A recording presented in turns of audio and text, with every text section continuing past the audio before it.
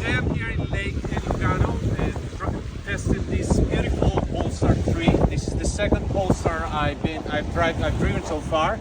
2 years ago I had the opportunity to drive the Polestar 2. It was a fantastic mid-size hatchback. Today this, as you can see, is a much bigger car. We're talking of a full-size SUV, fully electric of course. It is one of the coolest cars I have driven so far. Plenty of minimalistic details. It is the perfect mix between a family vehicle and a sports car. Big but not massive, elegant but not extravagant, and simple but not basic, the Polestar 3 is a unique vehicle in many ways. After my positive experience with the Polestar 2, it is now time for its bigger sibling. The 3 is a proper SUV that puts Polestar in this important segment. Without an SUV, this Swedish car brand was doomed. The Polestar 3 changes this, and for good. It is a fully electric SUV that sits between the D and E segments based on its dimensions, price, and positioning. As it uses Volvo's SPA2 platform, which is the same that underpins the Volvo EX90, we are talking of a vehicle of almost 5 meters of length.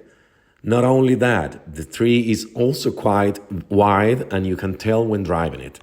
Design-wise, we are talking of a pure Polestar. It has this coupe-like roofline, which has the effect of making this big SUV look smaller and shorter.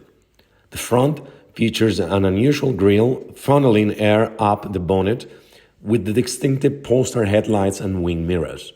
The massive tires and the relatively low height combined with its generous width make look the Polestar 3 strong and hefty. Inside, it is even more interesting and refined.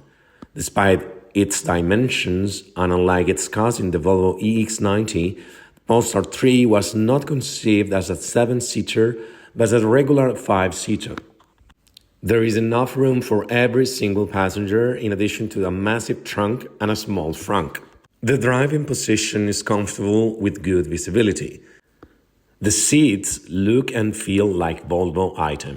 The dashboard is dominated by a horizontal big touchscreen that is both beautiful and intuitive.